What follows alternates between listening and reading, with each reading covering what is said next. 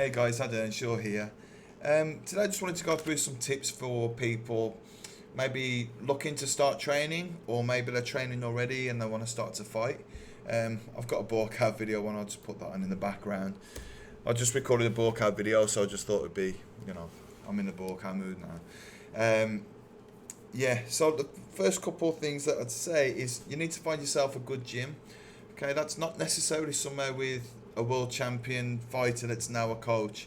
In fact, a lot of fighters that I know don't actually make great coaches. It's not to say that they never do, but sometimes they don't. And not all great coaches have been good fighters. So you're just looking for somewhere with a good reputation where you go in, you actually want to train there. There's a good vibe, and it's not full of people trying to knock each other out every day of the week. Open sparring and heavy sparring does have its place, especially when you're fighting, in Europe or America, where you fight maybe 2 or 3 times a year. So open sparring and hard sparring can keep you sharp, but too much is detrimental. You don't need to be nursing injuries and skipping out on training and whatever because you've hurt yourself. It's it's not worth it, but does have its place. I'd suggest finding yourself some teammates or people that you gel with, where you're gonna keep yourselves accountable. I don't want to let anybody down. So if I think that someone's gonna go training thinking I'm gonna go as well, and you'll be surprised on how much you can grow together. Liam Harrison, Jordan Watson, and Andy Houston are a good example. They're all from Bad Company Gym, but because they had each other, they made each other great. They might have started all training at the same time, but they grew together, and that's important. You really need to surrender yourself to the system.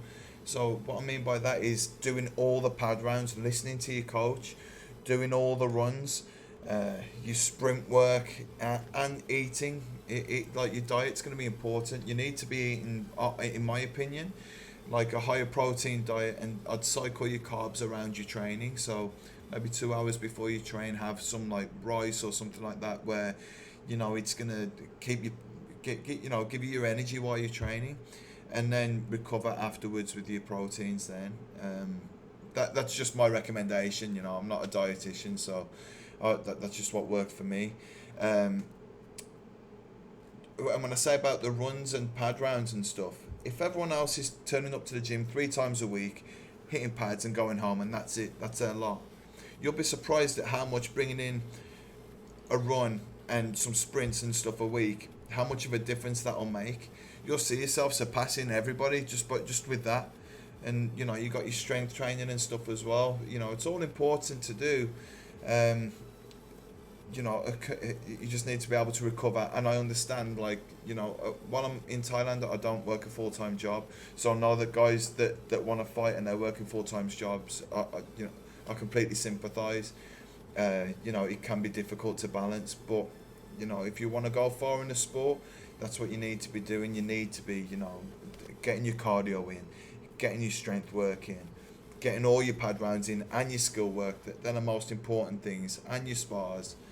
And and you need to be consistent with it. There's no good only pulling it together for when you're about to fight. I mean, we all gain a few kilos between fights, but doing like a paddy pimblet is a bad idea. Long term it's going to be detrimental. And when you are training, your focus is on losing weight rather than improving everything else. I did write some things down. But yeah, so overall I think consistency is the most important thing. You don't need to go on and get yourself a dietitian or a personal trainer. You just need to have a few people that you can get some good quality pads in, and some sparring, your drills, all that stuff. You need to be doing your runs, and really giving it your all if you want to go far. I'll tell you a little bit about myself. Just put this video back. So when I've been training for years and years, I'd started off with karate and like kickboxing stuff, like point fighting.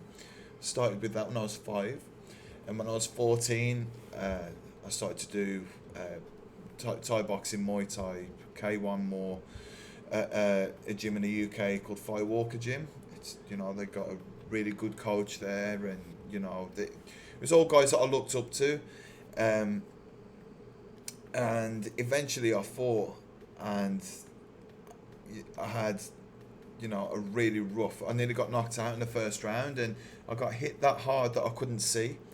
The guy's name was Dwayne Pinnock, and he fought from Frank's gym in Manchester, and he punched me so hard I couldn't see for half an hour to an hour after the fight, and my leg was smashed after the fight. You know, I'd got like this big pool of blood that had all congealed inside my leg, and oh, it was bad.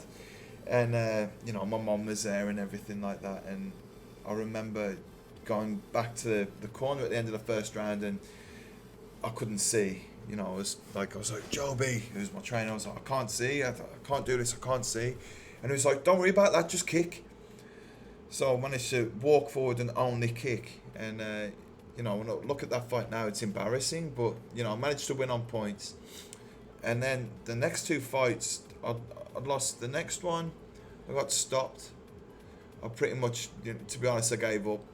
I got dropped straight away, and it was like flashbacks to the first fight that I had. And then the second fight I lost against another guy from Frank's gym, Dale Hughes. He still fights actually, but yeah, I lost to him. And then me and my trainer had a conversation, and we thought that maybe, you know, I was overcomplicating things for myself, and like, oh, when I come out, I'm going to jab him first, and then I'm going to do this, and I'm going to do that. I used to make these whole scenarios in my head, and not many fighters will admit that they're terrified before they're about to fight, but a way that I found to cope with it was to kind of think of it more as a game, and, you know, if I can outscore the other person with kicks, then, and my guard's up, I can't get hit, I'm not going to get knocked out if my guard's up and my chin's down, and I can outscore them with kicks. So what I used to do was, I used to train every evening pretty much at the gym, and, you know, I'd be hitting pads and whatever else, my sparring. But I found that if I went to the gym, I used to just go and kick the bag for an hour, only kicking. And it reflected on like the next however many fights, which I won, you know, quite a few back to back. And it was just that, all I was doing was kicking, but it worked, and, you know, it's a high scoring technique, and I just got really good at doing that. And so I simplified that for myself. But because I had that rough start, I think it gave me the drive to, you know, train more and, you know, get better. And, you know, a lot of guys you'll see that are super talented and whatever, that will come through your gym, they pick it up straight away. They won't do that. You'll see that they won't stick to it because it's came so easy to them. You know, my family never put pressure on me to fight or to train, and, you know, the only person that I was ever felt like I was letting down was myself. But you know, that was the worst, and I used to hate putting on bad performances when I was fighting. Even when I came to Thailand eventually, one of the things that I really hated was, you know, I didn't really care about winning or losing. There's always bad decisions, but yeah, like not performing was the biggest thing. So yeah, I know I rambled a little bit there, but really, you know, get yourself going with your training, and, you know, you'll be surprised at just how much of a difference these things will make when you start bringing in the runs and eating properly and stuff. If you've got any questions, just leave them in the comments. I've got my socials in the description, and yeah, I'll speak to you soon.